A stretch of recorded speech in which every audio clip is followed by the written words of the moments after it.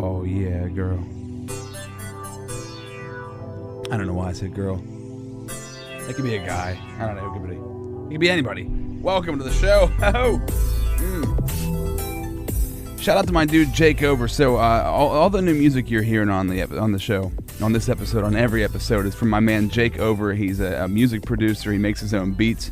And I hit Jake up and I was like, dude, I need something new for the podcast. I want to shake it up a little bit. Would you throw some beats my way?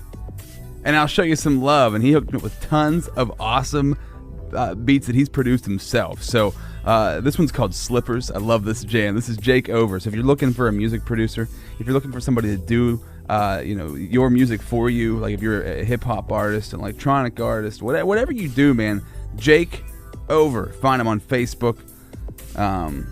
You find him on Facebook, right? I think that's the best place to get a hold of him. Jake, if you're listening to this, what's the best way to get a hold of you, bro?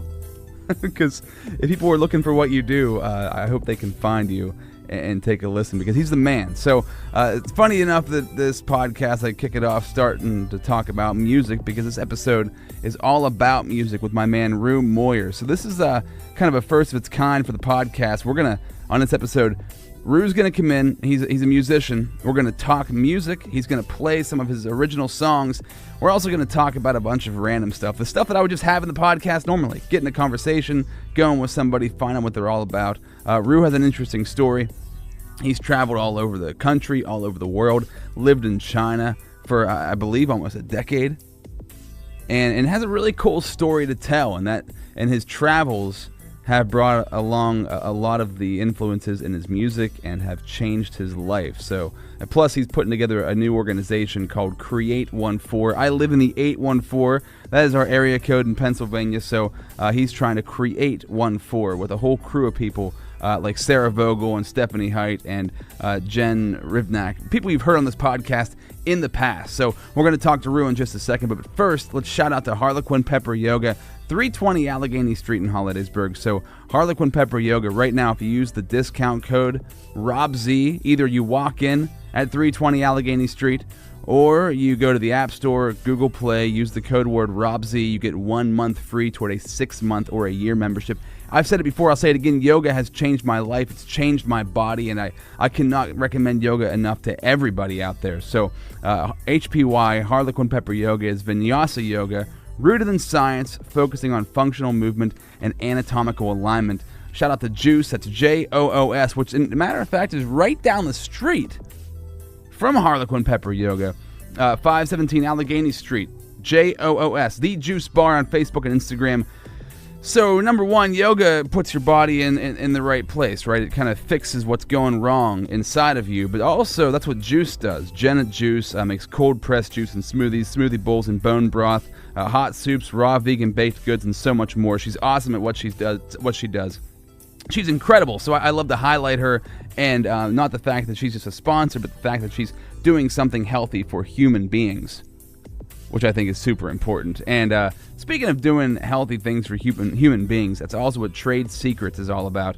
You can find Steph and Andy, their business, Secrets in Trade, on Facebook, or Trade Secrets _skincare on Instagram. So what they do is they make body care products, but they make them all natural. Everything that is in their store is researched in-house and developed in-house. They have like tubs and tubs of coconut oil, and it's like a mad science laboratory in the back, but in a good way.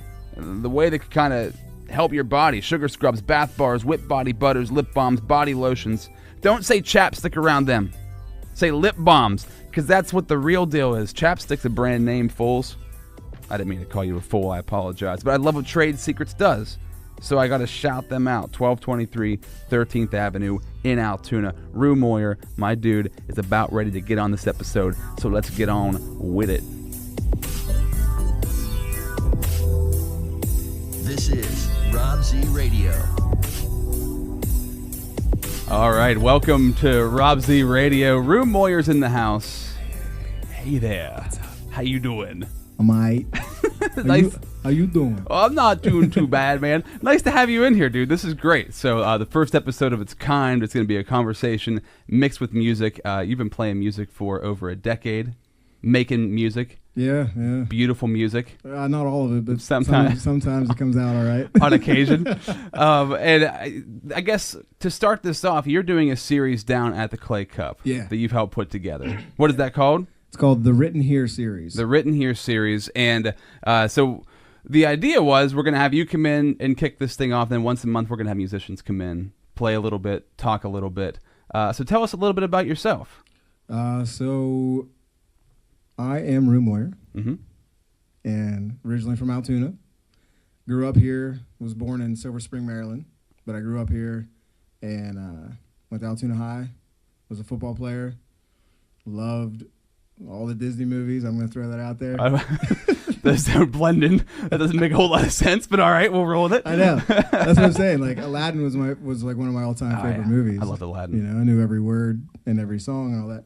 And I didn't realize how much I loved art and music through high school. And then my senior year, I finished football, and we had a stellar year of football, and I was a fullback, and it was all that. It was really cool. And then I just wanted to try out for the spring musical, so I tried out for. It was called Little Abner, which is like a really old play. Yeah. And I got the lead part.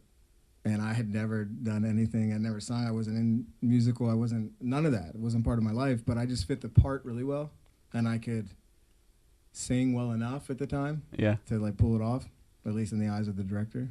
Did you catch any flack going from football to being in school plays? Like, I mean, you know, some of the guys gave me some grief, but it turns out that we had about 5 or 6 people from the football team get into the musical and be part of it. Yeah, like Brad Kissel, who's now a veterinarian out in, towards Hollidaysburg when you're heading out that way. Sorry, Brad, I forget the name of your your thing, your vet clinic. Just look him up. Just look him up, Brad Kissel. Yeah. So we had a lot of people that joined it because of it, and there was a whole news article done on it, and Carol Donison was still around then, and she did a whole like 3-minute piece on the deal. It was like a big deal. It was cool. That's cool, man. So you brought everybody else on board, all the other players. I kind of created that bridge. It was fun. That's awesome. So then you ended up going to college, not for music. No. For philosophy, but history? And history, yeah. Okay. And then ended up moving to China. Where did that all come into play? So I was a philosophy and history major, and I studied ancient history, ancient philosophy from like Western civilization. And I studied abroad my junior year in Cyprus for a half a year, and I traveled all through Europe. Cool. And during that, I discovered yoga.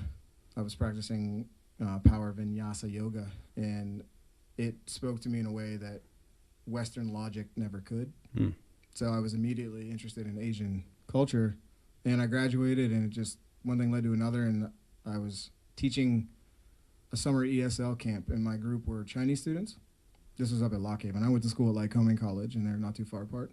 And the chaperone was like, "We think you'd be really good in China. Do you want a job?" And I was like, "Yeah, they're not hiring at the philosophy company right now, so I'll jump on board and head to China." A month later, I was in Shenzhen. Crazy.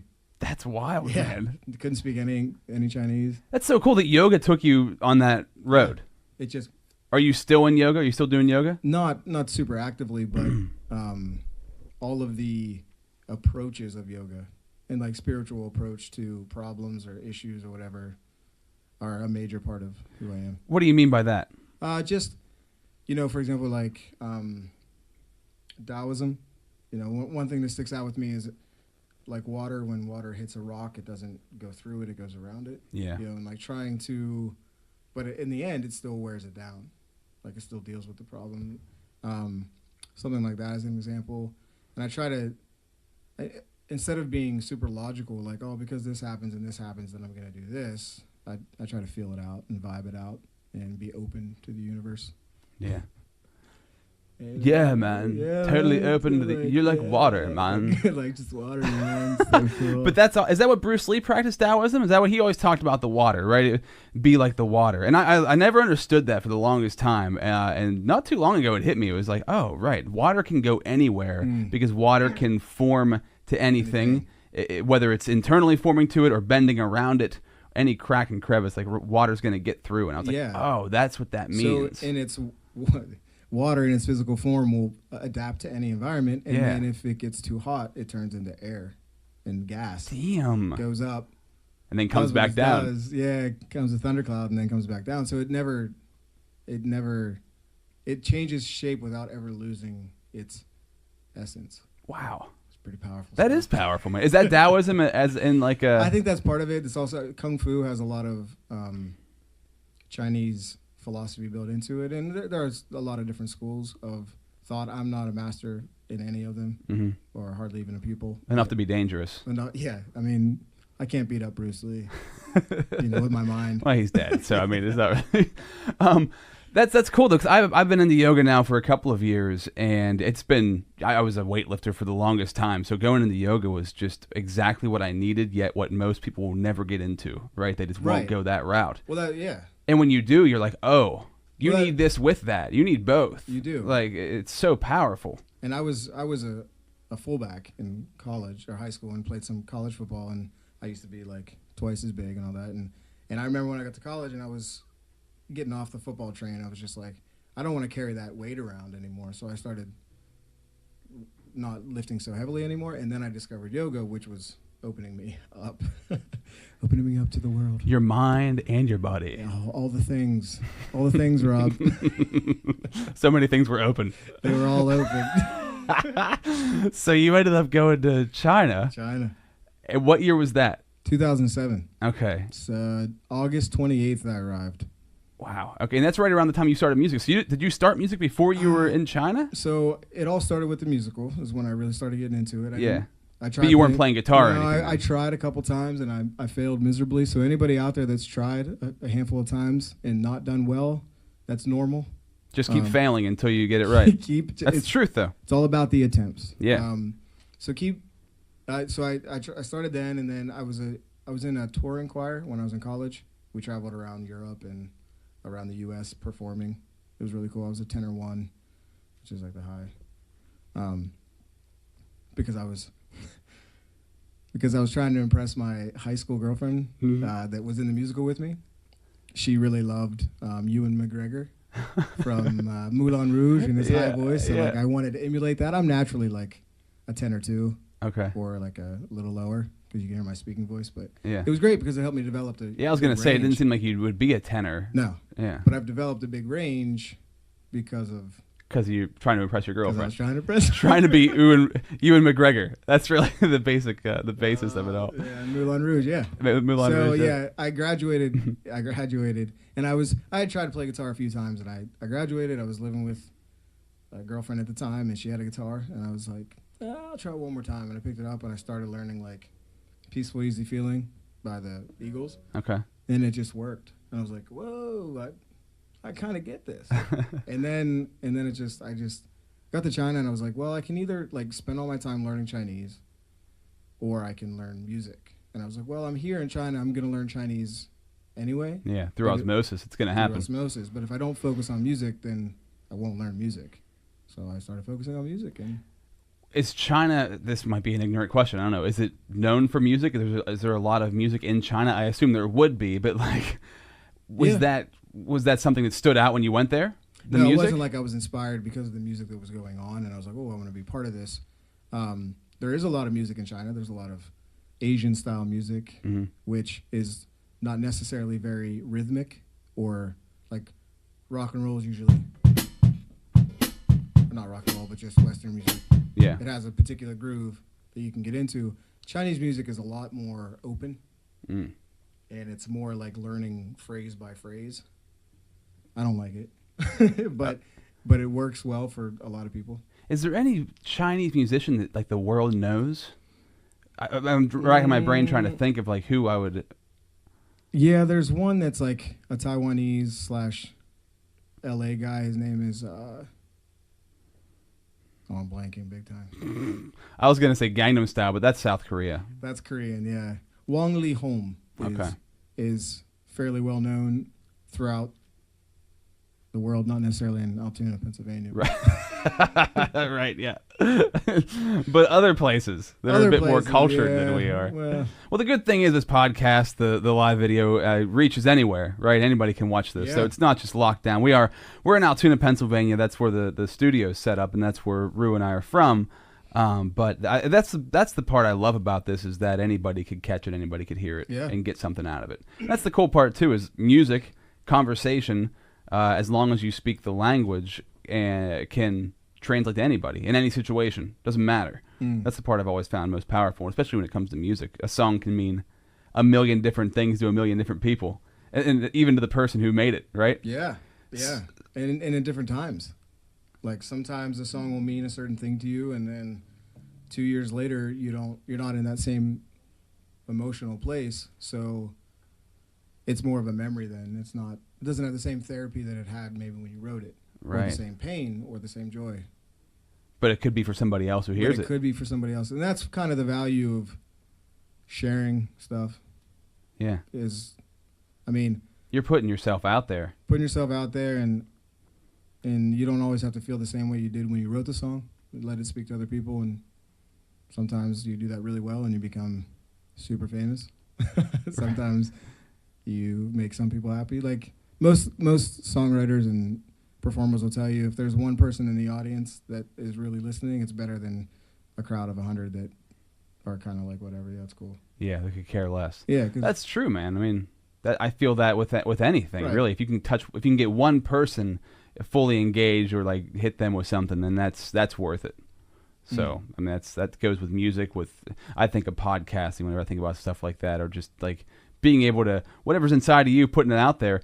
One person connects with that, then you did your job, right? Yeah. And especially since you're connecting with it, so it's your thing, number one. So you're getting something out of it. Right. Somebody else gets something out of it. That's like an added benefit. Yeah. It's therapy first, and then maybe it's something else after that. Yeah. Do you want to hit us with something? Do you want to? Yeah. So we're going to play a couple songs while we're talking live, and we're doing all original music. So that almost fell on you. I saved everything right there. Saved the day. With one slight hand I was going to start with a sad one, but I think I'll start with a happy one instead, so that I don't bum everyone out. Awesome. So what is this? This song is called Painted by Hand. When did you write it? About a week and a half ago. All right. I've been on a writing spell the last couple weeks. And this is kind of an amalgamation of different feelings that I've had throughout my life, as well as just general appreciation for another human being. Can you refrain from big words like amalgamation? Because I don't really know. I'm trying to amalgamize. I don't want to learn anything during this. That's not my goal. Yeah, this is called Painted by Hand, and it's really cool because I just had a video made. I performed for the Written Here series, which we can jump into after I play, but I played for that, which is an all-original music series, and I played this song, and I actually had a video made of this song. So it's really cool. I'm going to be putting it up online later today. It got processed. It was created by... So wait, you wrote this a week and a half ago, and there's already a video made for it? Yeah, you gotta get it done. Moving fast. Gotta get it done. Cool. So their video's coming out, and it was produced by Adaptive Co. And Charlie McClanahan and Josiah something. Shout out to you. Really cool guys. They're Bedford-based. Really people that are really trying to do a lot in the community. Do great work. Adaptive Co. Yeah. Cool. Okay. I think that's what it's called. I suck with names. Somebody leave it on Facebook Live. Write a comment. I'll be tagging them. Yeah, so. Make sure. So this is called Painted by Hand, and it's it is what it is. Just so everybody out there knows, I play the hi-hat with my left foot, and I play the drum with my right foot, and then I loop. I'm not doing anything. I just want to let you guys know I'm not doing anything over here. There's no work being done on my side. It's all live, so it's part of my one-man band thing. Pretty as a picture painted by hand, lovely as the summer is long. Open up your kindness to anyone who cares. Harmony in a beautiful song. Don't need to second guess yourself. Your heart is as true as it comes. Humility in every breath. Girl, I'm a lucky one. Sweet life pastry, soft and warm. One more bite is never enough. Yet strong as a coffee, freshly poured. Together they can perk you right up. Don't need to second guess yourself. Girl, your heart is as true as they come. Humility in every breath. Girl, I'm the lucky one. I'm so lucky you came into my life. How could I be so lucky? How do you become my wife? I'm so lucky. Your love come a part of me. How could I be so lucky? Everyone else in the world would agree. Curls full of laughter, locks full of love. It's part of everything that you do. And your joy fills the spaces and all of the places your feet can find the way into. Don't need to second guess yourself, 'cause your heart is as true as they come. Humility in every breath. Girl, I'm the lucky one. I'm so lucky you came into my life. How could I be so lucky? How do you become my wife? I'm so lucky. Your love come a part of me. How could I be so lucky? Everyone else in the world would agree.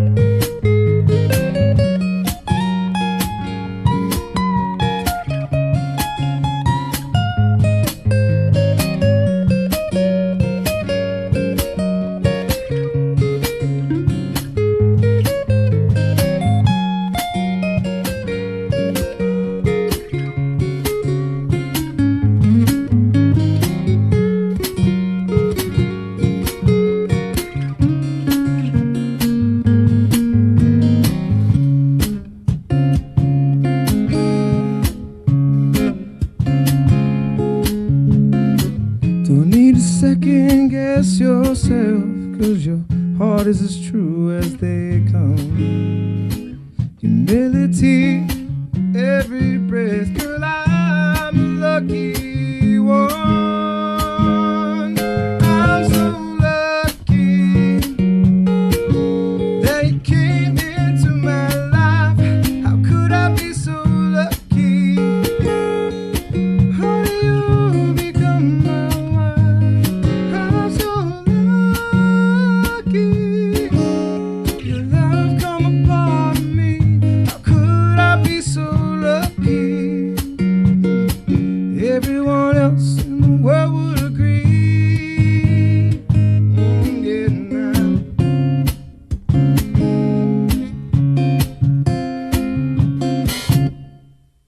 Awesome, dude. I love that. That was good. It's a really cool vibe song. Yeah, it feels really It's a great good. summer song, yeah. Dude, so that would be super difficult, and I've seen other musicians do it, but to do the snare, to do the kick drum, like, how are you doing that all in your head? The hardest part is getting the looper, pressing the looper button to record, Yeah, and keeping everything in time. yeah, Like going back and forth, and then turning it on again, and then waiting, and then it's one of those things that's like it all flows together. So I learned everything individually. I learned the guitar first, and then I learned how to play. This is actually a cajon, so it's like.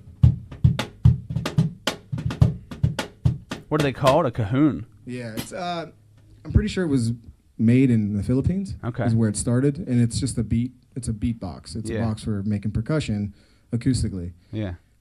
super popular in China, where there are a lot of Philippine musicians and a lot of nightclubs where I lived in Shenzhen. And so I started playing it there, and I was like, so I had the guitar, and then I could sing, and then I was playing this, and then I was doing this and singing with somebody else that was playing guitar. And then I've learned drums here and there. And then just about 6 months ago, when I came back from California, I started trying this, and it was really easy for me. Well, I mean, easy enough. Right.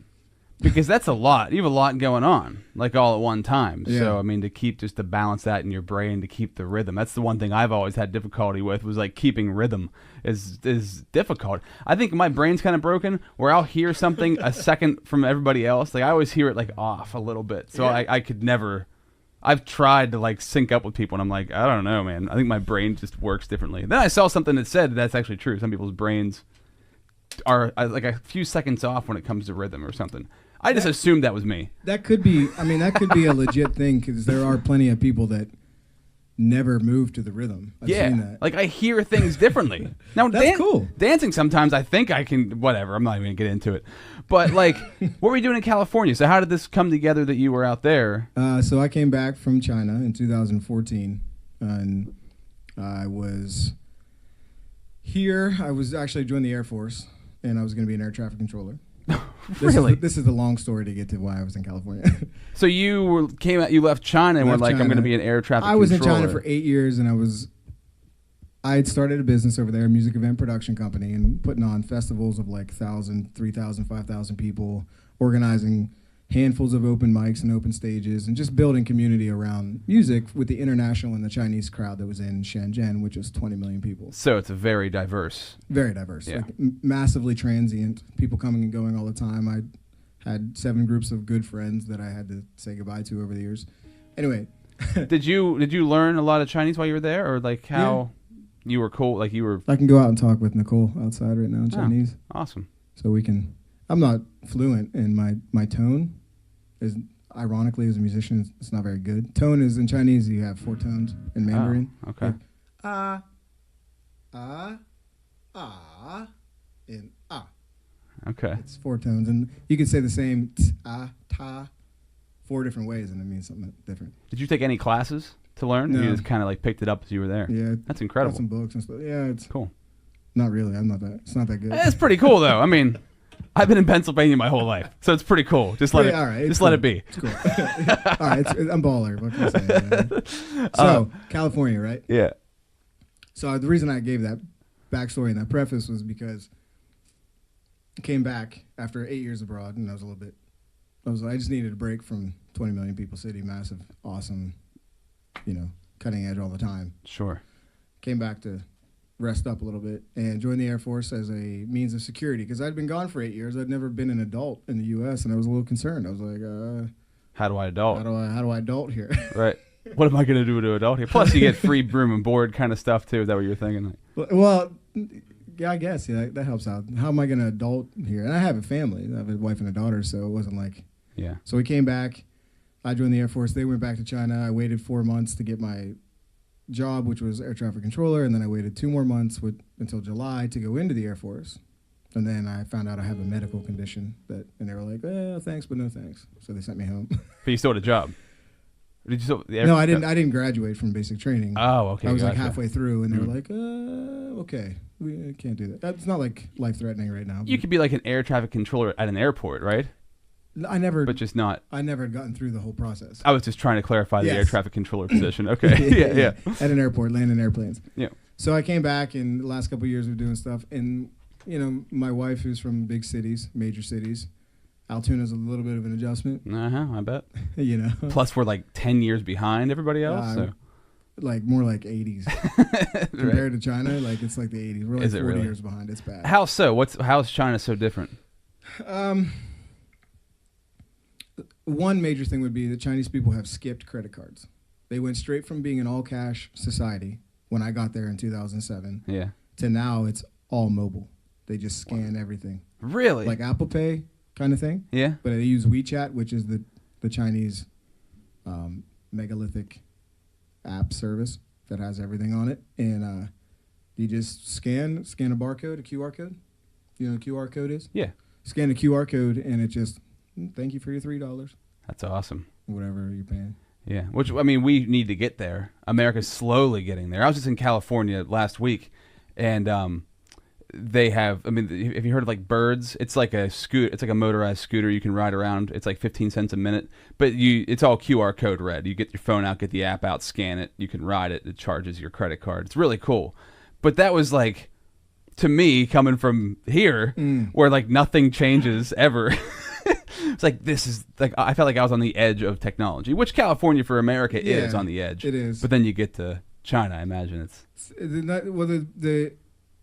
without going down the rabbit hole here, the nice thing about the reason it's working well for China is because they are a developing country. Yeah. And they built infrastructure they have the people to be able to build their own software, hardware infrastructures and keep it all insular. Cool. And develop. So they're taking all of the technology from the West and applying it immediately. Yeah. Whereas in the West, and because they can do that because they're People's Republic of China, but they're still quite authoritarian. Yeah. Like, this is what's so they happen. implement it. It's going to happen. Yeah. Like this is what we're doing. Everybody change. Where in the U.S., obviously, we have. Well, if you want to change, we have governments that are doing that anyway, but pretending like the people can have an opinion and all that, right? You know, and like going through different means of achieving the same thing. But it's here you just have to jump through a lot of hoops, and it takes a long time. Like we have houses that are falling down in Altoona, and you have to go through the whole process of it. Who owns it? Is it vacant? Is it not vacant? I mean, it's great. You do all those checks and balances, but it's 30 years, and you're like, that building is still there. Yeah. In China, they'd be like, gone. Right. New apartment is up. Yeah. So, I don't know. It's good and a bad. Good and right. bad. The speed of which things get done and things change. So they went from cash to mobile, like, how fast? Pretty much a year, 2 years. I mean, wow. That's so crazy. Using the phone to scan mobile thing, like scanning and all that, has been going on for a decade. But, so they're used to using the phone for everything. But I think it's within the last year or two that they've really just skipped right to no more cash. Like they still have cash, but it's just not like it's in the bank. Yeah. That's crazy, man. That's cool. So you come to California, that whole thing with the Air Force didn't happen, so you came back home with the fam. And my wife was like, this isn't working here. Like, I need you to explore somewhere else. We need to try somewhere else. You know, so I was like, all right. Same thing I did when I went to China. I was like, did a little bit of it. Fortunately had a friend that works for Netflix. He's a top engineer out there. And he was a friend of mine from my days in China. And I called him up. I was like, hey, do you have a couch or like a floor that I can sleep on? He was like, yeah, come on out. So I drove out cross country 20 days, across the U.S., out through Chicago and did shows in Nebraska and got to Colorado for 7 days through the mountains. This hat is actually from a Blue Mesa reservoir in Gunnison, Colorado, which is in the middle of the mountains. Cool. Just pristine. Anyway, I had an awesome trip out. Got out to California finally, and was teaching English like I was doing in China for Google for a while. And wow. My dad passed away in August, so last summer. So I came back, and then we were like, you know what? We gave it a try. The cities are overrated at this point. You know, you're paying far too much and not getting nearly enough. Yeah. Like in Shenzhen, you are, but here, I don't think you get what you pay for. So I was like, let's stop trying to find Shenzhen in. How does that differ from Shenzhen to a major city in America? What do you mean you're paying too much and not getting enough? How's that different? It's starting to tip now in Shenzhen, but I just mean when I went there in 2007, your money was going a lot further. Rent compared to what you got for being there, being in a massive city, was much lower. Okay. Like, imagine if Altoona went from buying a nice house for $110,000 to $350,000. Like, when I went to Shenzhen, you got all this awesomeness for $110,000, and now it's like $350, $400, and that's just been in the past decade that it's ramped up. It was a fishing village 50 years ago, and now it has more skyscrapers than. They built more skyscrapers in Shenzhen. I read this fact: more skyscrapers in Shenzhen, which is across the bay from Hong Kong, more in 1 year than the entire U.S. combined. Wow! If you can fathom that. That's insane. Like a 32-story building is like a little hut. So you literally watched the city grow like exponentially. And because they have so much labor, it's literally round the clock. Damn. Shifts of people building. They build a skyscraper that would take 20 years in the U.S. or something stupid in 3 years. That's nuts, man. It's really not, you can't fathom it. So you had to get out because it was just too much? After 8 years and trying a business and knowing that I would never be like a Chinese permanent resident and like. You can't be? Is that? No. So I just was exhausted and I wanted to change. So even marrying a woman who lived there and having a kid, you still can never be a permanent resident? That's wild. You either have to be Chinese or you're not. Okay, well, I guess that kind of writes itself then. Yeah, that's it. I mean, that's the way it goes. So as far as like musical influence, I was writing down some questions while you were performing. Who are your influences when it comes to music? Like, who did you grow up listening to? So my dad was a big, he liked classic rock like everybody, but he liked a lot of Southern rock too. A lot of Skynyrd and a lot of Tom Petty and Marshall Tucker Band, things like that. So I really liked that because it had a lot more soul to it. Like classic rock is cool, but it's a little bit too straight rhythm for me. I like stuff with a little swing to it and a little groove to it. Yeah. So I had that, and then obviously being, we grew up in 90s kids. 90s kids had a combination of like 90s country, Tim McGraw, Don't Take the Girl, which is like broke my heart and got me into country music at 10 years old. Next to Snoop Dogg, rolling down the street, and like all that. Yeah. Like I've always been really good with lyrics, so I know I can pretty much any rap song. I can just any Busta Rhymes songs. Can you blow through a Busta Rhymes song? Come on, man. No, not Busta. That was always my to find out if somebody really does know how to do it. What about Tupac or okay. Tupac work? Yeah, that works. Let me welcome everybody to the Wild Wild West, the state that's untouchable like Elliot Ness. The track hits your eardrum like a slug to your chest. You might a vest for your Jimmy in the city of woo. I'm not gonna say that on air. That's crazy though, right, man? Because I mean, like you think of, I guess one of the most common names that comes up is Ed Sheeran, but like he combined all of that together, right? And what you're doing right now, he combines all together, doing everything all at once. He does it all himself, or he can do it all himself. Yeah, he does a lot more layering with looping. Yeah. So like he'll lay down something and then he'll do something else on top of the same thing on top of the same thing. Yeah. And he'll have like two different systems and two different mics, so he can get like harmonies and stuff like that. And mixing hip hop in too. He's throwing that in. But I also like whenever you're performing, and please don't take any of these as an insult, but like Jack Johnson. I've always loved Jack Johnson, and that's what it's surf music. That kind of like just the good vibes kind of stuff. I hear a lot of that in what you're doing. But were you more country oriented? Was that? I started out really mainly country, hip hop 90s kid. Yeah. Some rock, I was never huge into rock. I mean, everyone knows Bohemian Rhapsody and stuff like that, but mainly that and a touch of reggae, and I don't know. It's never been about the genre for me. It's always songwriting wise, definitely country music and folk. Yeah. But you can hear a lot of like my writing style influenced by like 90s and 2000 country, not the new stuff.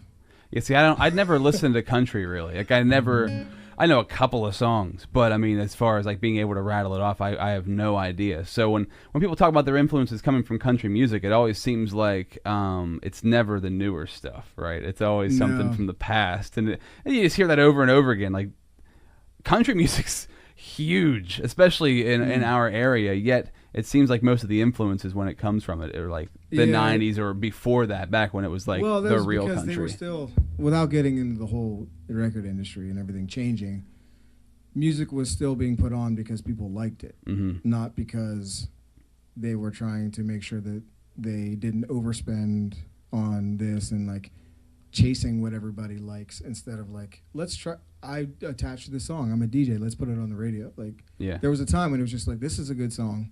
Let's play it. Yeah. If it picks up traction, cool. Yeah. Now it's like everything's so formulaic and processed to make sure that it's appealing to the same people that it's already appealed to. Yeah. So you don't get that variety anymore. Right.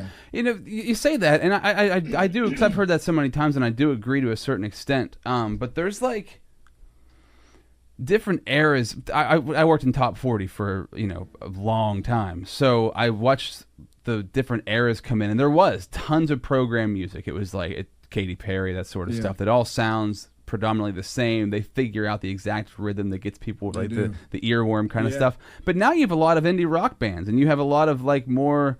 I'm just gonna throw like Mumford and Sons out there, or if Monsters and Men had a couple of hits, Imagine Dragons. Like there's a bunch of ones who've come along who are definitely helping to change. Well, just Portugal the Man had a hit last year, and it's like they've been around for like a decade, and they've just been like a tour band, and now they have a top 40 hit, and it's like, wow, that's pretty cool because they're finally starting to crack through.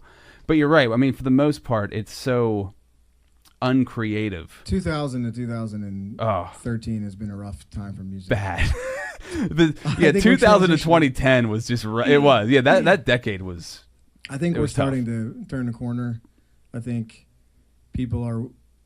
just commercialism in general is so oversaturated. Everything's going back to local. I think you see that everywhere, especially in Altoona, and people are starting to value the local creation again. Yeah. So I think there's a lot of hope, and I think this plays a big part in it, right? You can do your own shows, you can do your own podcasts, you can release it all yourself. You're not asking for anybody to like put You're it not out the there mercy for of the you. man anymore. Exactly, yeah, and that's fantastic. Yeah. So, do you want to play something else for us? What do you got? Think about it. I'll play one I wrote for my daughter. Okay. When'd you write this? I wrote this when I was out in California. Okay. Was thinking about, she and I have been separated. My wife and my daughter and I have been separated probably about 7 different times, whether it's a month or whether it's 8 months, like when I was getting ready to go to the Air Force. I can't imagine how tough that is. Yeah, you just gotta like compartmentalize it and deal with it. But this was that time out there, and I finally reached a point where I'm tired of being separated for so long. Ironically, they're in China right now for 2 months, but I was just like, here's a song for you that I started out there, and then my dad passed away. I came back and I was able to write the last verse. So the last verse this is kind of like a song for my daughter. When you're older, keep this stuff in mind. It's not life lessons, but it's like, I love you. Here's a song for it. Okay, cool. What's it called? Hold You Close. Cool. All right.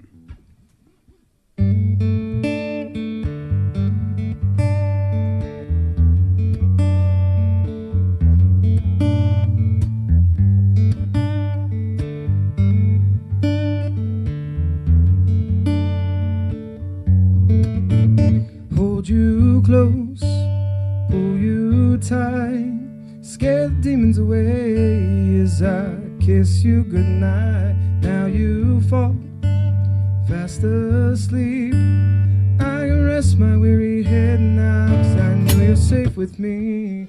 Been a long day, sweetheart, been a little rough. Daddy's still fishing for a little luck. I'm not always home, sometimes I'm gone for months. But remember when I'm gone, that you are always on my mind. Forget the apple, you are the world through my eyes, yeah.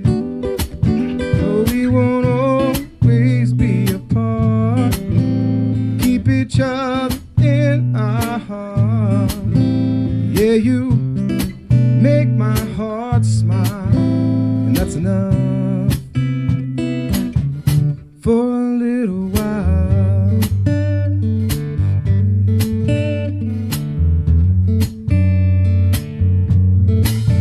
6 years old, so much ahead.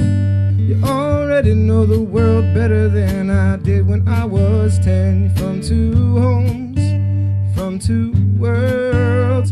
God, I'm humbled by the strength of my brave little girl. Been a long week, sweetheart, been a little rough.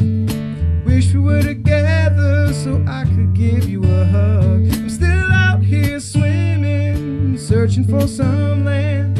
Soon we'll be together again, and you are always on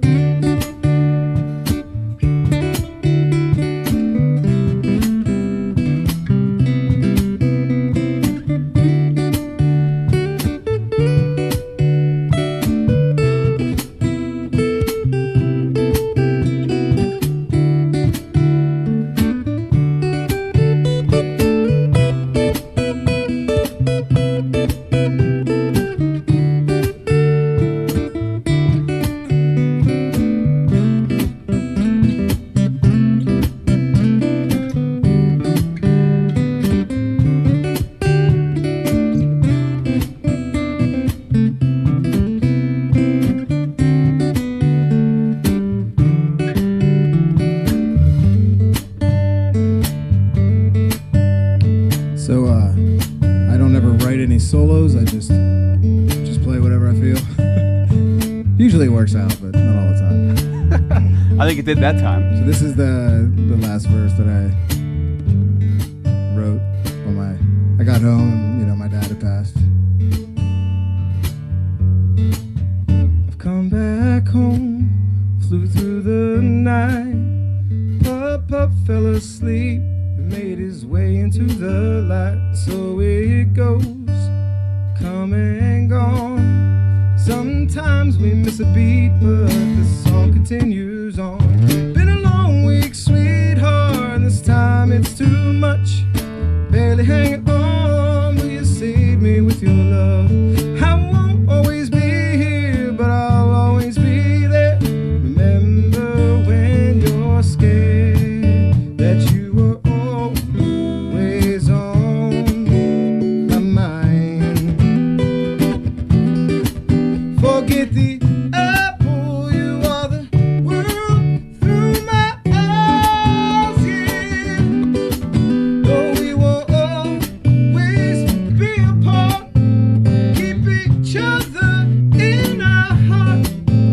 Yeah, you make my heart smile, and that's enough. Yeah, that's enough for a little while.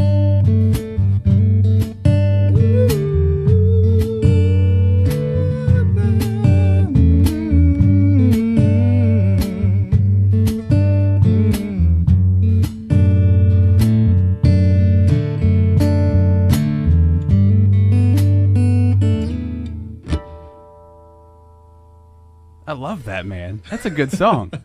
That's really. Do you get emotional singing that Yeah, sometimes? sure. I mean, I got a little choked up while you were playing it. Yeah, that's. Yeah, it's a lovely song for. I mean, it's funny because every time I play it, she goes, "Dad." That's so lame, Dad. That's a lame song. I want you to play your other one. They're more fun. I'm like, yeah, you wait until you're 27. And you'll be like, oh, Daddy. Dude, isn't that hilarious that you wrote that for her thinking she would be like, oh, this is the most beautiful thing ever? It's a time capsule song, Yeah, yeah. It's a time capsule. Do you, did she first hear that without you around? Like when you guys were separated, or? No, I don't think. I think I finished it when I got back. Oh, you did? The last Okay. verse, so- All right. Well, that makes sense. If she would have heard it without you there, that might have had more impact. But when it's like, Dad, You're right here, Dad. you're making me feel really weird right now. That one line is. I don't get super excited about lines or think they're really cool, but I like that. Yeah. Forget the apple, you are the world through my eyes. Yeah. 'Cause I was like, what is apple in my eye, man? I never understood what that means. I have no idea what that Right? means. Yeah. Who knows what that means? I'm like, forget the apple. I don't think I've ever said that before. I mean, I've heard it a million times. I've never actually said it to somebody, Yeah. though. It's like, what the hell are you talking about? Anyone out in Facebook land know what apple the eye means? I'm sure Google, there's somebody will figure that out. I mean, Siri, what does apple of the eye mean? It means your eye has an apple in it. it means you're my core. You're the core of me. Maybe Oh, that's that what could- it is. that could be I what just it- made that up, but that that might seems be very actually fitting. what. But so when you're coming up with music, and this is, I guess, different for everybody. What usually hits you first? Like when you made that song, was it just you thinking about your daughter, and it just you were playing, and the lyrics started coming in, or That particular one, I think I had. I was playing around with it. because sometimes even just a rhythm, it'll give you an emotion. Yeah. It'll give you lyrics. Right. So everyone has a different process, but to quote Corey, I think his last name is Barton, the guy that was up for the last Nashville Songwriters. He and I are the same. To use his word, which is very crude, he's a spewer. Mhm. It just comes out. Like, I'm the same way. I'll sit down with the guitar and I'll just, whatever kind of mood I'm in, or if I want to be like,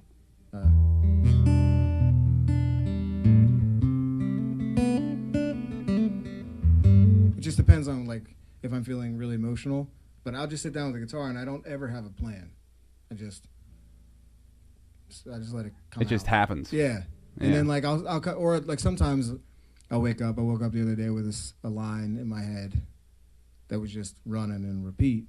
So I took it and developed it, figured out what the tune was, and it's kind of just a. So really it's song, it's yeah. one thing or the other. It doesn't Yeah. really. It's all Never know where situational. it's gonna come from. That's kind of funny with like if I do a podcast by myself, like if I don't have anybody in here and I'm just talking about something, sometimes it will be like the night before I'm like, oh man, I got to talk about this one thing that I need to get off my chest. But then other times I'll just be like, I just want to record something and then see what happens. Obviously there's no music involved with what I'm doing, but it's the same process, which is really cool that like you can. There's always like something there. You just gotta kind of like play around for a couple of minutes, and something will come out of it. It's so simple. Like if we just celebrate our creativities and the processes that we do to get there, I mean that's enough. Yeah, that's a perfect transition to create 1-4. Yeah, you just bridged it very easily without even trying. Natural. So let's talk about that. The movement you guys that is being created. I'm a part of it. I'm not a part of like the meetings, but I'm a part of it. The videos that are going to be shot. and the messenger group. The group text, yeah. It's just a nightmare. You don't want to get in there. The makers movement, which is I'm joking. It's fun. There's a lot of conversation. I had to turn off the notifications. It was too much. You get some strong women together, and you never know what's going to happen. Rob and I are like, okay. Yeah. We love you, ladies. Sarah Vogel, Stephanie Height, Jen Rivnak, Rue Moyer, Stephanie Trude's a part of it. So makers movement.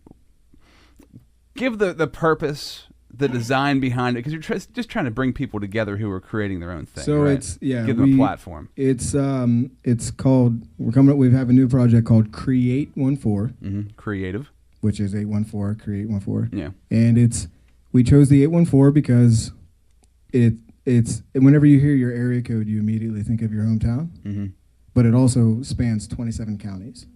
So rather than like limiting, Blair County's cool, but what about people in Huntington or people in Bedford? And we're all working together anyway. So yeah, the 814 lends itself to being a local feeling at the same time being a 27 county feeling. Yeah, all those counties feel local with it. They're all using 814. So right. So you've got this cool thing that achieves both of that.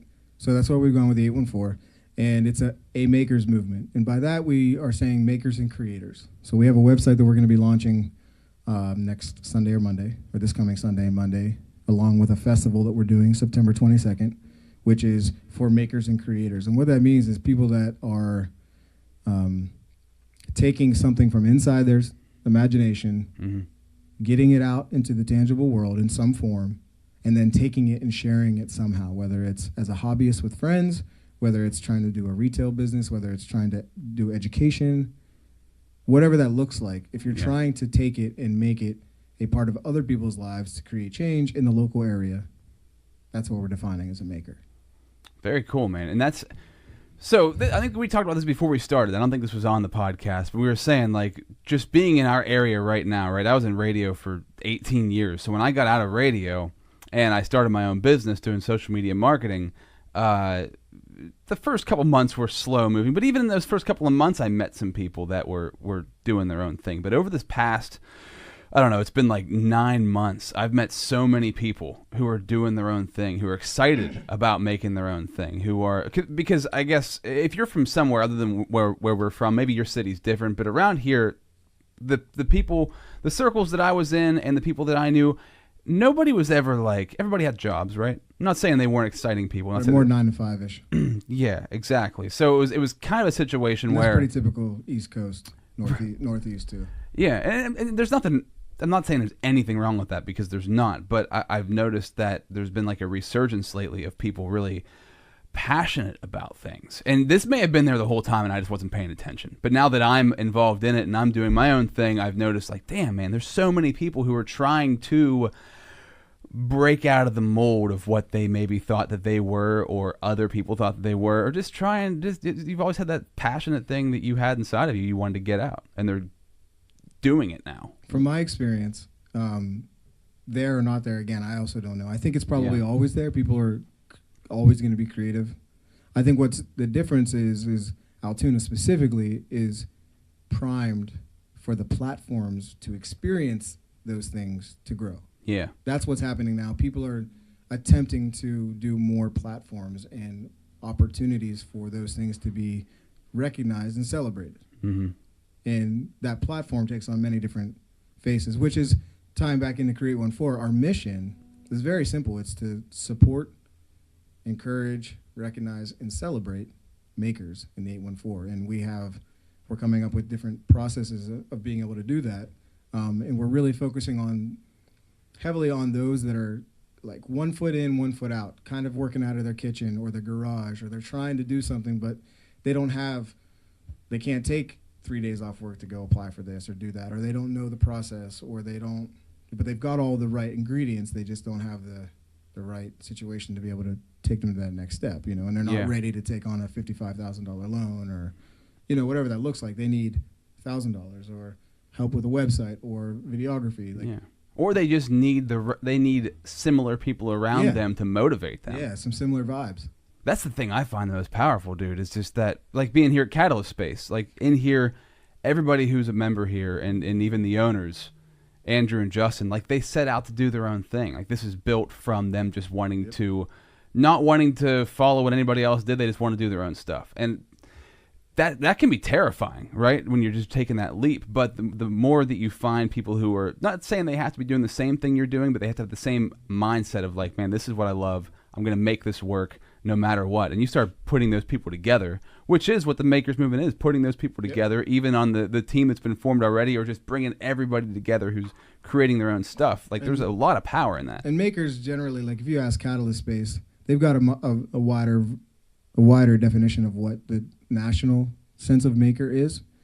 Usually maker's about a product or something that's tangible or something you could sell or whatever. For us, it's wider than that. It's to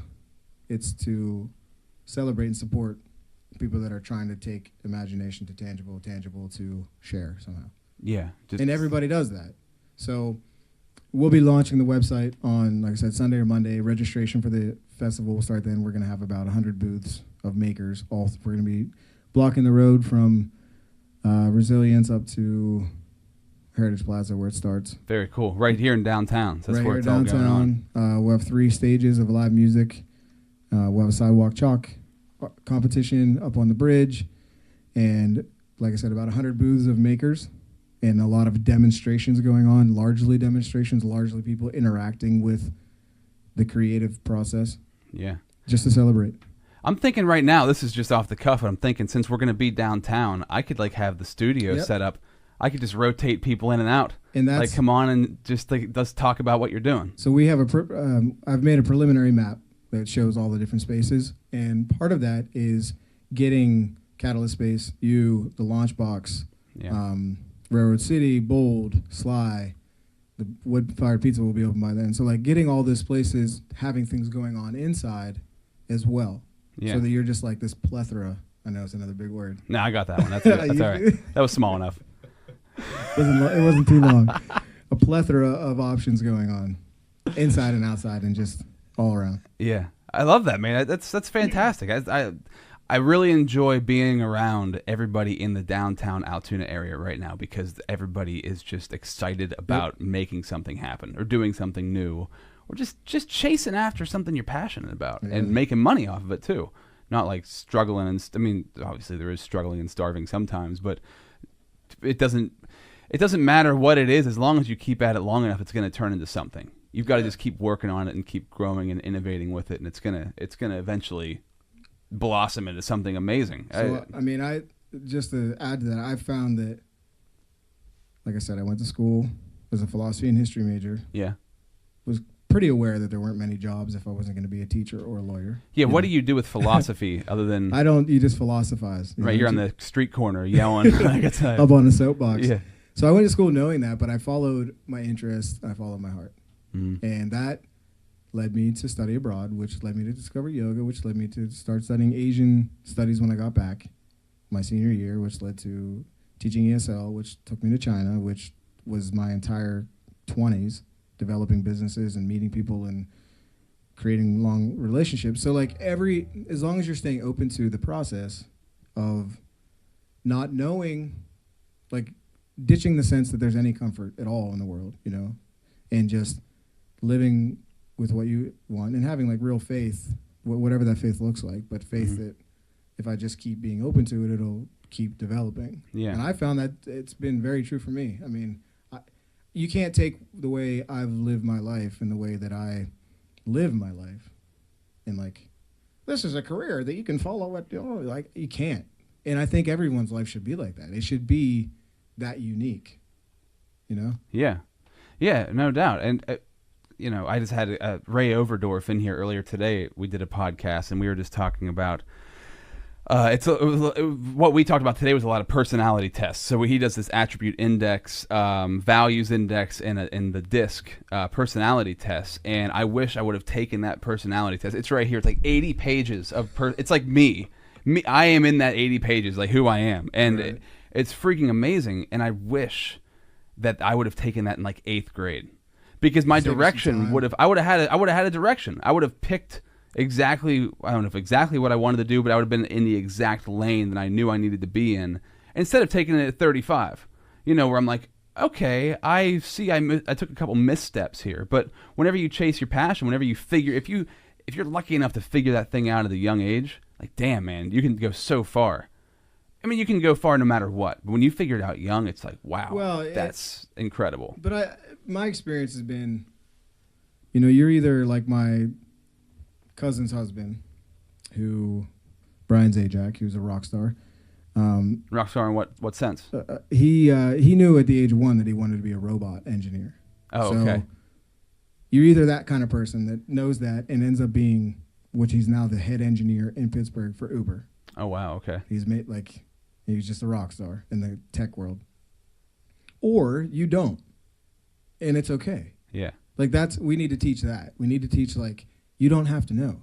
You just have to be open, and you have to keep trying. Yeah, and you have to be open to, if you're at a job, know that you can ditch that job and go chase something else, and you're not going to starve. You're not living for your bills. Your bills exist because of something you want to do. Yeah. That should be the only reason you have bills. Yeah. You get trapped in it. It's this fear mentality, and I was in it for, a long time. Not saying I didn't like my job, because I did, but it wasn't me, right? It wasn't like exactly what I wanted to do. It was around the idea of what I wanted to do, but I never had like this motivation, or I never had like a clear defined path of like, oh, this is how I can get out.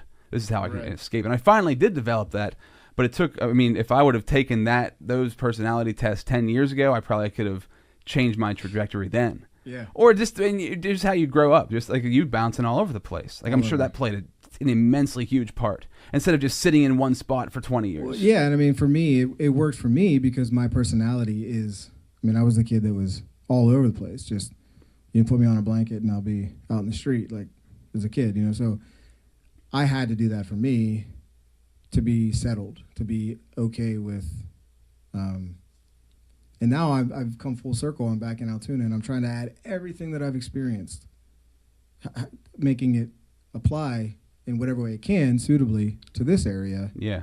And I'm glad that I did that. I'm glad that I went out and explored. And some people don't need to do that. Some people are very sure. I was not. Yeah, me neither. Some people are, and that's great too, because it takes all types. Yeah, I never had the guts to leave, I guess. You were just like, I'm gonna get up and get out. That's pretty awesome, right? Yeah, I'm so rude. I had a girlfriend at the time whenever I was offered the job to go to China, and I was like, so I'm going to China. And she's like, this is not even a conversation. I was like, sorry.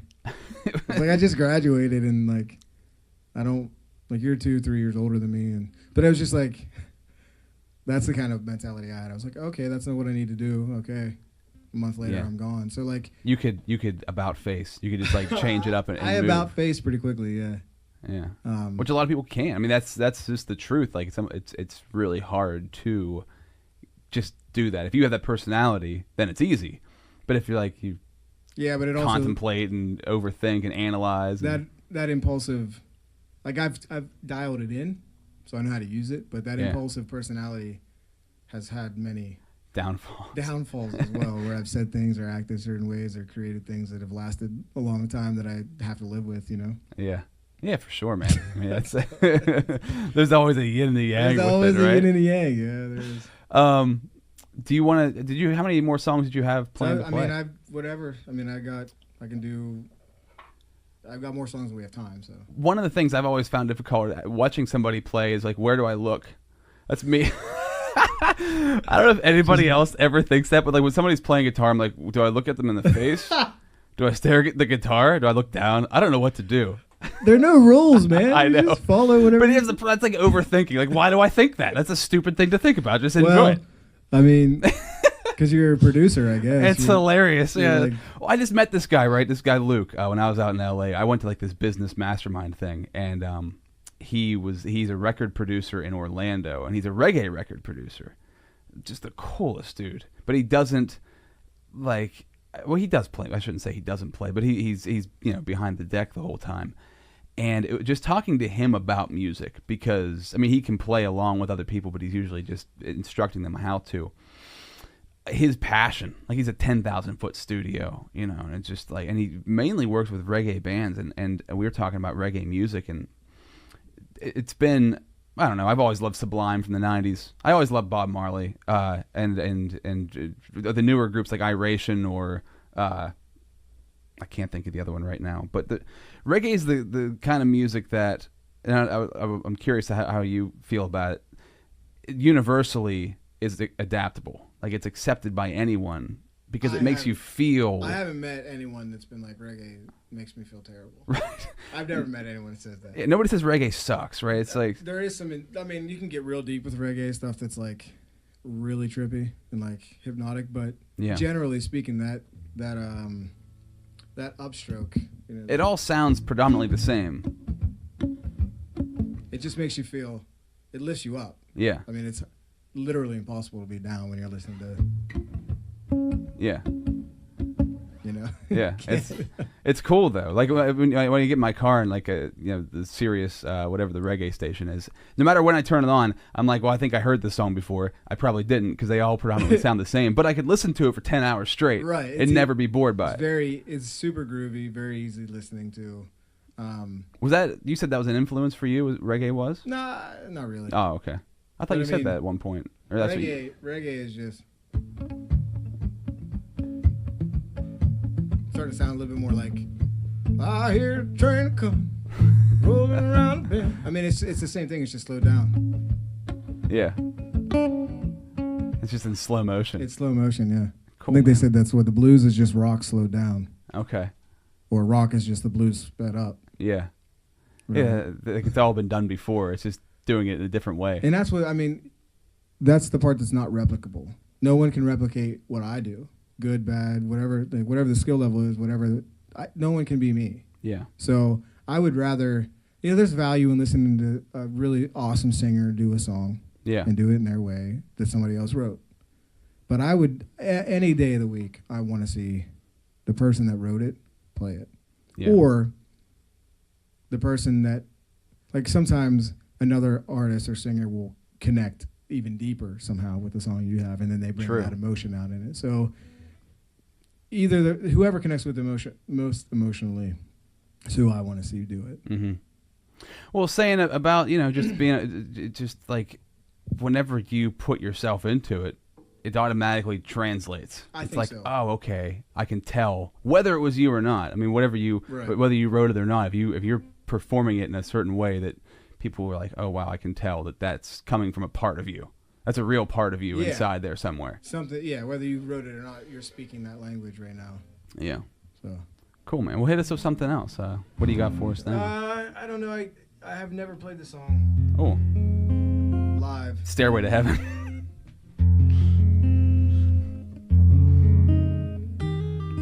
It's arguably, in my head, the most beautiful song I've ever written. Wow. Okay.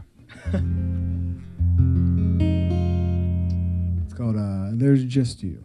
When did you write this? Let's just say it came out of the ether at some point in history.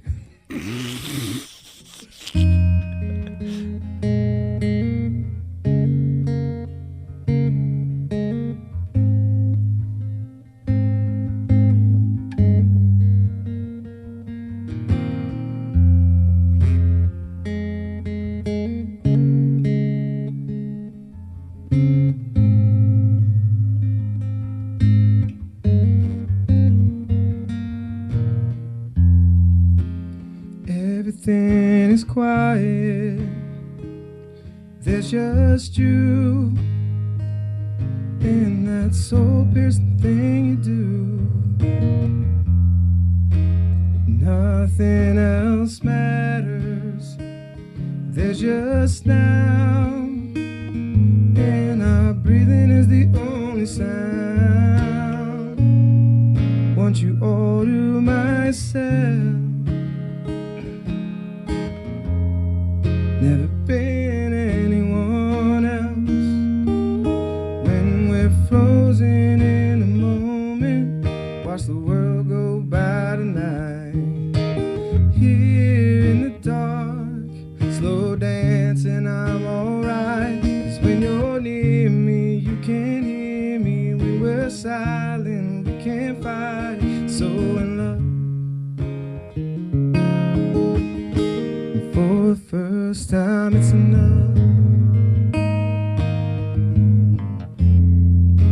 Sitting in the stillness, soak it in. With you, it doesn't matter where we begin.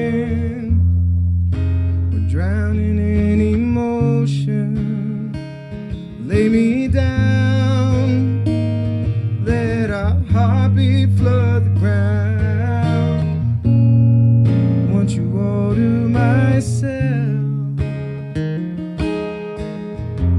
There's never been anyone else. When we're frozen in a moment, watch the world go by tonight. Here in the dark, slow dancing, I'm alright. When you're near me, you can hear me. When we're silent, we can't fight it. So in love. For the first time, it's enough.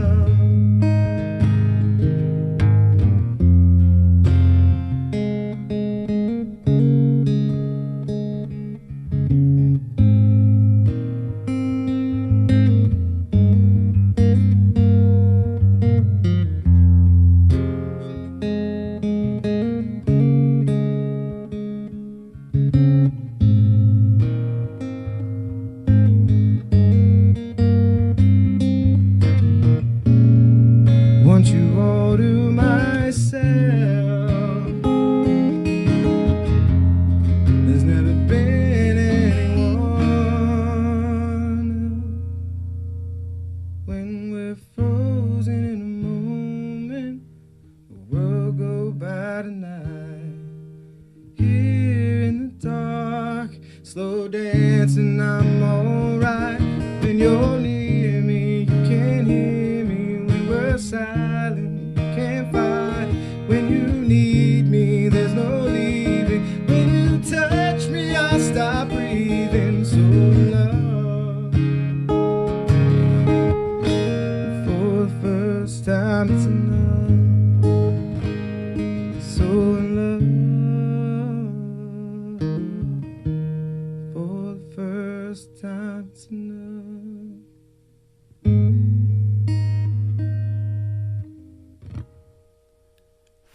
Fabulous. Do you find it harder to play in front of a bigger crowd or a smaller crowd? That's the first time I've ever played it. That's the first time you ever played it? Yeah, that's the Rob Z show. Was that for me? That was for the world. That was awesome, man. I love that. That's what was that called again? There's just you. There's just you. You know that moment where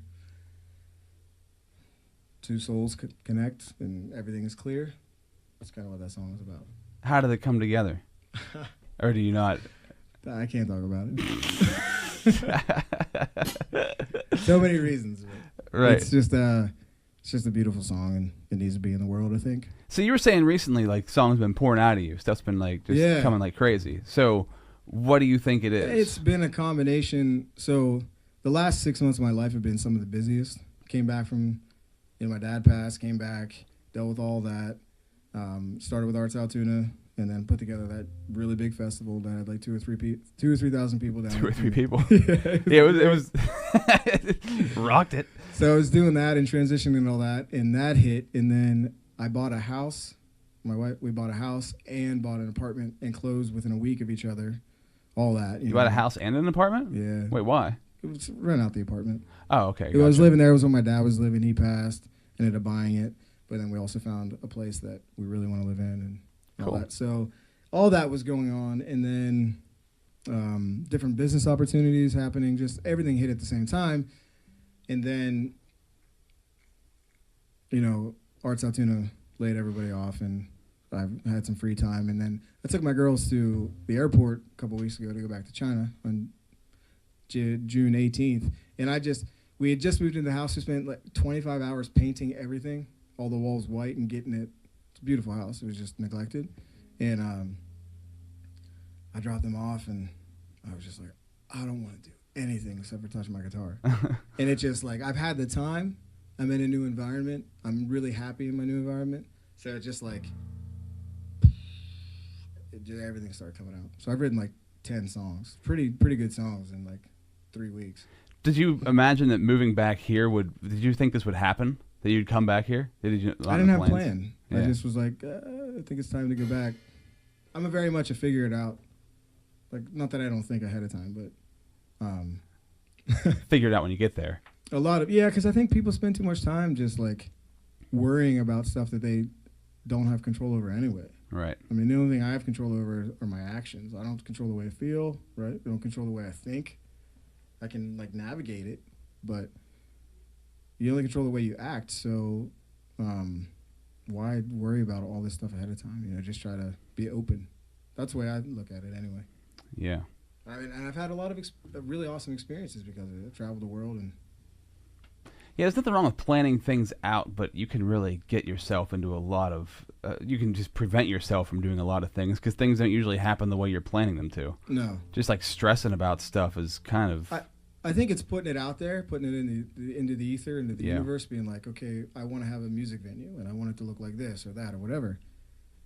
Having the vision. But not trying to control every step of how it gets to be. Yeah. Like that's the part that we don't have the information there. Mm-hmm. We don't know. So just like put it out there, be open, and then respond. Mm-hmm. Is that enough philosophy for everybody out there for the afternoon? Ironically enough, though, when Ray and I were in here earlier, that's what we were talking about too. Is you have to have the vision for it. You have to be able to see it and replay that vision over and over again. But in the meantime, things are going to happen, and you just got to be open to them and recognize what's the right way, what's the wrong way, and navigate that. And you have to respond to your environment. Yeah. Yeah, and you need the free time to be able to contemplate that. And I think a lot of people run into the problem where they don't have the free time to even contemplate what that's going to be. Because somewhere along the lines, we've been told that we need to fill every second of our day with distractions, and that's just absolutely not true. The best time is, like that song I just wrote is all about existing in the stillness and just being there. Yeah. Whether that's by yourself or with your soulmate or whoever, like that's what that time is about. Yeah. Do you meditate or do you take like music as like a meditation? Kind of like my meditation. Right. Because when I write, I'm in a place. It's kind of like a dream, It's not a real place, but it's not a not real place. It's built off of. So that's my meditation. That's my escape. That's my time with self. Time with other. With the other. Well, you can't say it without sounding cheesy as hell. That's the problem. It sounds so cliche, but it's funny, man. It's true. The reason it sounds cliche is because cliches are usually the truth, right? That's why when you say stuff like that, it's like, oh, that's so corny. But it's like, well, that's the truth, right? Like it's real. So I mean, I totally get what you're saying. How do you feel about the current state of music? Like where being a musician and being a fan of it for so long. Like electronic music, like how do you feel about it? I think that music is developing in a good way again, as the radio allows itself to adapt, and the industry, like the record industry, has had to change so much in the last 2 decades. Yeah. To stay alive, so they're at the mercy of. They're at the mercy of the artist. Yeah, which is almost good. I mean, it should always be that way. Mm-hmm. Or just ditched altogether. The music or ditched altogether. I mean, so I think that we're in a time of more exploration. Yeah. And with podcasts and everything, you can hear a lot more variety of stuff that you far more than you've ever been able to hear. So I think that's good. Where do you find most of your music? That's the thing, man, is like, it really bums me out because my favorite thing used to be turning on the radio. Right, yeah. I used to like that because I don't, again, being the not full-on planner type, I want to be surprised. I want to turn on the radio and be like, oh my God, my heart just broke because I heard this. I don't want to have to seek that out. Yeah.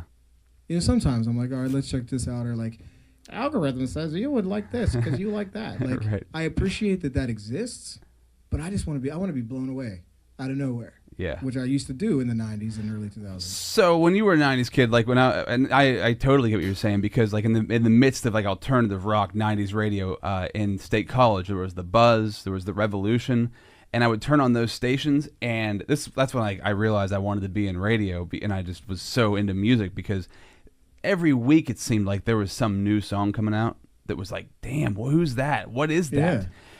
And now the crazy thing is that's happening every day now. It's just harder to find.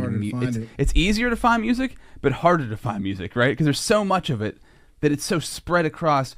Back in the day, MTV, you could flip it on, and they'd force feed you. Here's the songs you might like. We're gonna play them for you. But now, and I talk about this a lot with people because it's a good and a bad thing. Now it's like, I'll talk to somebody about music and I'll say this band that I really like that I just found out about, and they'll be like, oh, I never heard of them, but I heard of these guys, and I never heard of that band. And I'm like, damn, like where, how, like there's so much spread across so fast. I think largely what needs to happen, like, I don't think the level of creativity has changed. No. Like, people are generally probably creative, more or less the same creative throughout all of history. Obviously the platforms and the opportunities and the access to equipment and technology.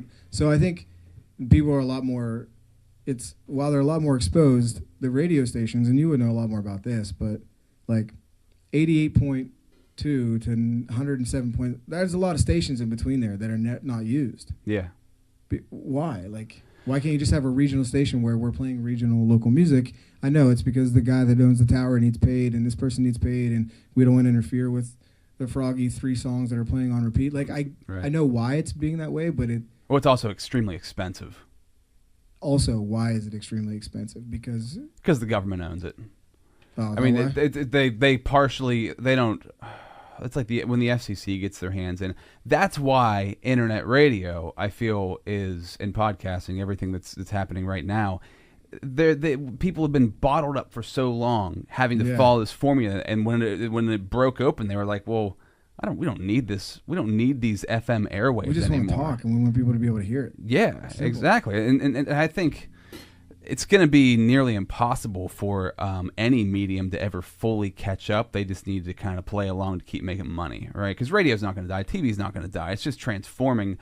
But when it comes down to like FM airwaves, like I have always been a nerd for radio, so I love the fact that like you can drive through a town and catch a station and it disappears. I like that. That's cool. Yeah. But at the same time, now every station's also online. So every station's digital, so you can technically find every station anywhere in the world. But there's something about that. There's something about the old way that radio was done that is exciting. But it's like, there's not much you can do about it. It's going to change. I just wish that they would open up some frequencies and like, why can't I turn on the radio and listen to local music? That is absurd to me. That is the silliest thing ever. But you've never been able to, really, right? I mean, it's the back in the day. silliest thing. Like, why can't we just go to one of the stations and pay a little rent and be able to play some station that it doesn't matter to them? What was it, eating into your 0.3 kilowatt hours of energy? Right. Like, come on. Like, you're doing it to monopolize, and it's like, it wouldn't make, I'm using air quotes here, it wouldn't make money, right? On a national level or whatever. Air quotes going on there. That's air quoting. Yeah, it wouldn't make money on a national level, so they're not going to do it. But that's, like, the amount of money that they could or could not make, it's so, and the cost is so irrelevant that, like, it just is so silly to me. Here's my vision for the future, and I imagine this is what will happen eventually. You all tuned in? Get ready. You chimed in? Get ready for it! I've said this many times before. Oh, okay. But I just picture, like, because what you do, local music, what I do, just this is like a radio show just on the internet. So eventually every city's going to have their podcasts. Every city's going to have their radio podcast. I don't know what you'd want to call that. I haven't found a podcast yet that's music, right? And that's weird. Really? Like I've scanned through podcasts, and sometimes they'll have songs, but it's not like this right here. This is stuff I would hear on a major market radio station, and I'm not like comparing myself or anything. I'm just saying, like, you would have an artist come in, they'd talk about music, then they'd play some music. Then they'd BS about whatever, then they'd play some more music. Yeah. And like that was always, I loved listening to that kind of That's cool, stuff. yeah. So why can't you just do that? And you can now, right? Yeah. But I picture in the future what's going to happen is, because cars now are built with like XM, Sirius radio, but cars are going to be built with like the podcasting apps in there. So, right. And they're going to be all they're all going to be geo-fenced. So when you hit a certain area, it'll pop up with like, here's the podcast in your area. And you can click through and find the ones you want to listen to. Right. And they might be like 24-hour streaming podcast networks, or they might be a 24-hour streaming music network, or a combination of the two. But it could be all local original music, all local content. I don't see how else it's going to... I don't see how else it would go. Why wouldn't it go in that direction? Because every town, I guarantee, is having something like this. This isn't like unique, but every podcast that you hear about on a national level that's become really big, there's 1,000 podcasts that are doing it on a small level just because they want to do it. So if you have a passion for it and it's working and people get behind that, eventually that's going to catch on to just like a groundswell of companies coming together to realize there's for them money to be made, but also for people there's like an entertainment factor in that you're not going to get anywhere else. You can't get local content. It's even hard on the radio now. One of the reasons I got out is like there's no more local content. It's all simulcasted. It's all syndicated. So you're just getting people from Colorado on Westwood 1 on your radio station who are acting like they're from your city, but not from your city. So stupid. So I mean, it's just the way corporations work. I mean, I get it. It's more trackable. It's easier to handle. Fits better on a spreadsheet. We get it. Yeah. There's value in that. There's also not value in that. Yeah. And I just hope we can find that not value area soon enough to where we can start developing. Like, there's so much awesome talent, even just in central Pennsylvania. Surrounding counties, there's so many good artists and writers and poets and all that, but none of them have a voice. Right. At least not actively, and at least not currently. So hopefully the more we do this kind of stuff, and like the Written Here series, I just wanted to touch back on that. I think the plan is that we will, whenever we feature somebody, which in August 5th from 4:30 to 7, BYOW, which is Bring Your Own Wine, is the next one at the Clay Cup. They will be open with the coffee and everything. But Sarah and I are having a girl, Elmira Hope, out of Huntington come in, who she's like 18 and she writes like Dylan and like really cool. Like not your teen pop kind of, but like really heavy stuff for an 18-year-old. But she's like really young and cute and sweet looking. It's really cool. So she's coming on August 5th to play. We'll have a couple of guest artists like we do every time. And then the goal would be to have her do a podcast as well, right? Like, yeah, we'll pull from the Written Here series. And not that you can't do more than that, obviously, but like pull from the Written Here series so it's a kind of a package deal. Right. Like, play there, come do the podcast, make it more of a product that we can, right? So, yeah. Oh yeah, man, I think that's fun. I love that because when it comes to music and podcasting, I would love a network that was podcast episodes and then music, and then just blending it all, just smash it all together into one thing because there's no reason why it shouldn't be all put together. But that's the way I enjoy listening to it. Some people might want talking. Some people might want just music, but listen to a different podcast. Yeah, exactly. Yeah, and that's why I like variety. Some podcasts are straight talking. Some are me goofing around. Some will be music, like just throwing stuff at the wall. And even if it doesn't stick, if I like it, I like it. Hey. That's the fun part. And when you talk about radio, right? You talk about like why can't you do this or that? Like the person in charge may not like that. And they control that. So when you have your own thing, and this is why I love social media. This is why my job is social media marketing, consulting, internet marketing. And number one, it's because I'm just I sort of am adaptable to it. I understand it. But number two is that when you talk about nobody used to be able to find you, right? You couldn't find somebody unless they made it national or whatever. Now, if you can learn how to use social media, if you can learn how to build a following, then, dude, you can do anything you want because nobody's controlling you anymore. There's a rapper, I've used this example a lot, too, because I always forget who it is, but he has like 11 million followers on Instagram, right?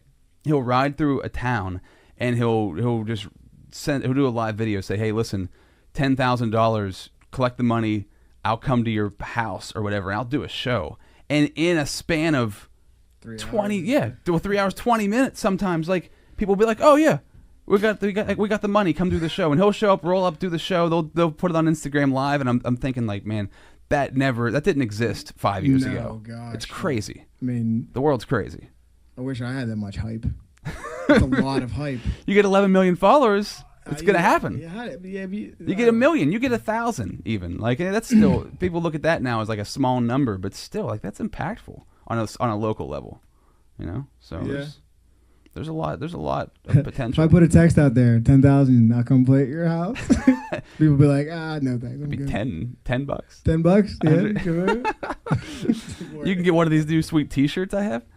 Yeah, speaking of, I'm gonna do a little plug for Into the AM. Check out how baller the shirt is. This is a 11:30 at night Facebook ad push to me, and I was like, dude, that is cool. That spoke to you. I mean, I'm impulsive, not usually when it comes to clothes, and I was like, I bought 4 different types of shirts because look how cool that is. Double helix into the tree of life. We had a conversation trying to figure out what the double helix was called before the podcast started. Just so we were well prepared. All right, man. So I'll tell you what, plug yourself and how people can find you, and then do one more song and we'll sign off. So I'm Rue Moyer. You can find me on Facebook, mainly Rue Moyer Music. A little bit on Bandcamp, a little bit on Instagram. Not really. I'm trying to get hip like that. But find me leading some project that is bettering the community in the area. That's probably where you'll find me. And got some really cool things in the pipeline with the wood-fired pizza and a really cool national level stage for live music. More to come on that later. I don't want to give too much away just yet. Yeah. But yeah, I perform all around Pennsylvania. I perform in Maryland. You know, anywhere USA. So take us away with a little number here to finish it off. So this song's called "Take a Ride with Me." I wrote this when I was in China, and I was coming back from another city from another show, and I just had this, "Come on, baby, take a ride with me," in my head. It was pretty catchy. Cool. So I wrote it. I'm gonna get up and check Facebook Live while you're performing. It stopped 18 minutes. Let's see what people are saying, or if it's even on. Yeah. Come on, baby, take a ride with me. Just sit back, relax, ain't got nowhere to be.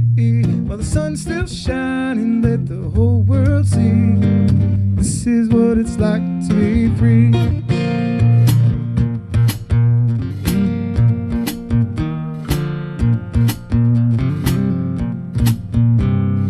Once the work is done and the table full of bread, we could take a moment to breathe.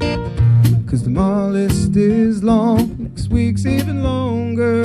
Rome wasn't built in a week. There's a swimming pool outside, park around the corner. Miles and miles of coastline and sea. If that ain't enough, girl, slide on over. Just chill out in the passenger seat. And come on, baby, take a ride with me. Just sit back, relax, ain't got nowhere to be. While the sun's still shining, let the whole world see. This is what it's like to be free. Baby, let's walk on the beach. Baby, let's make love in the sand before the tide gets deep. Baby, let's take an evening, stare at the stars. 'Cause the work is only worth it, and the world is perfect when you're lying in my arms.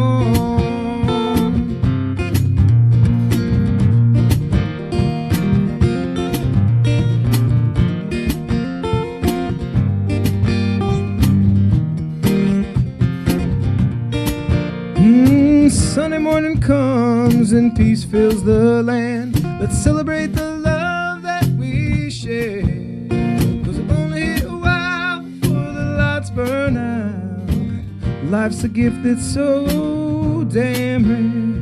So come on, baby, and take a ride with me. Just sit back and relax, 'cause we ain't got nowhere to be. But the sun's still shining, let the whole world see, yeah.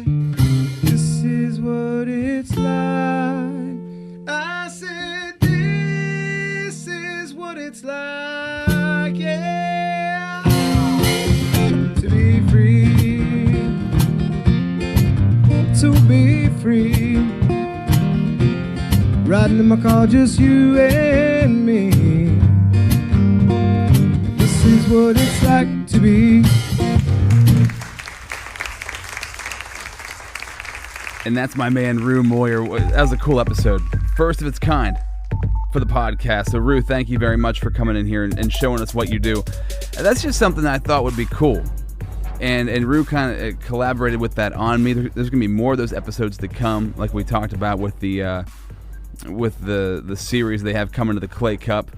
And, you know, one of the parts of this podcast is, yes, it's for anybody all over the world, but it's also for central Pennsylvania where I live. And there's lots of artists in our area. So not only on this podcast talking about, highlighting people in our area, but also the music, the flavor of our area. And the sound quality, I mean, we're only going to perfect that as we go on.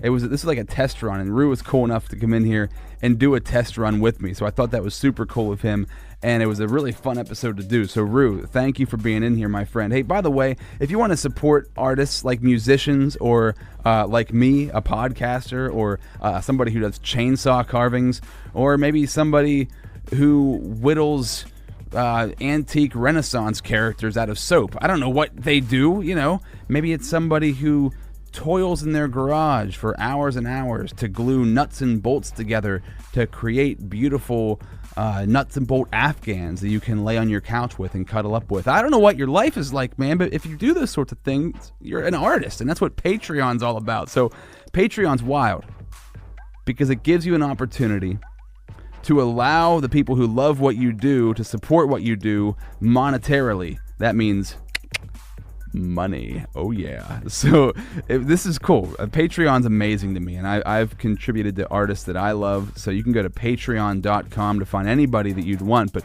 patreon.com/RobZRadio. If you go there, you can support the podcast. Donate a single dollar. All we're asking for is $1.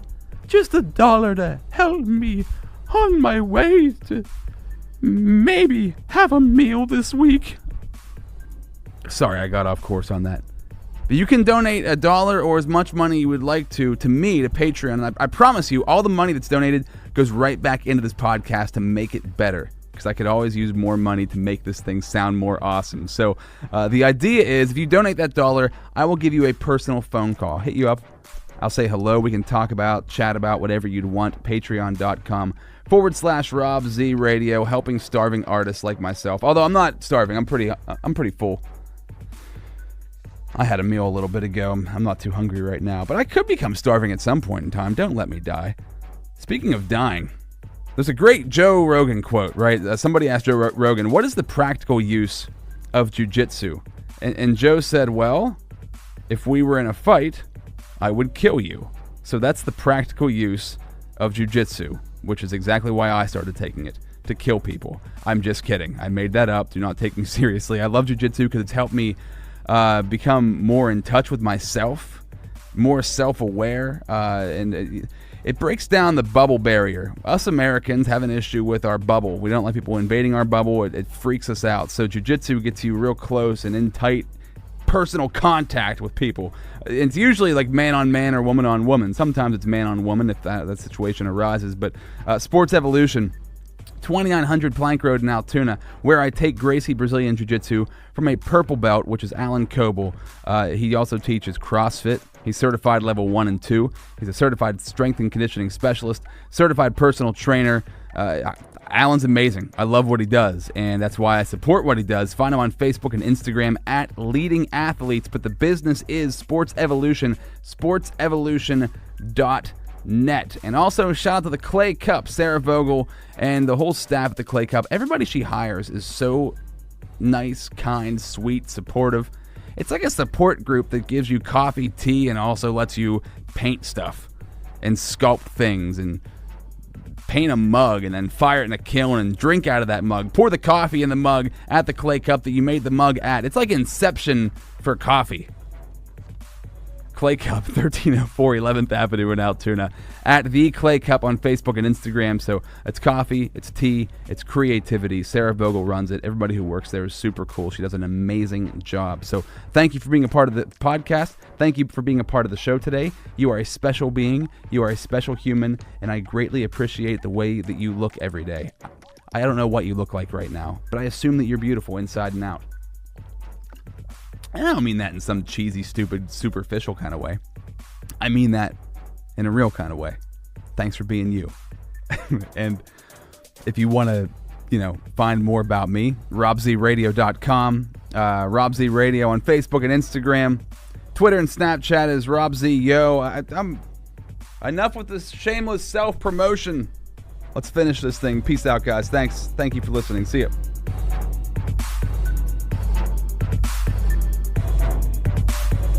This is Rob Z Radio.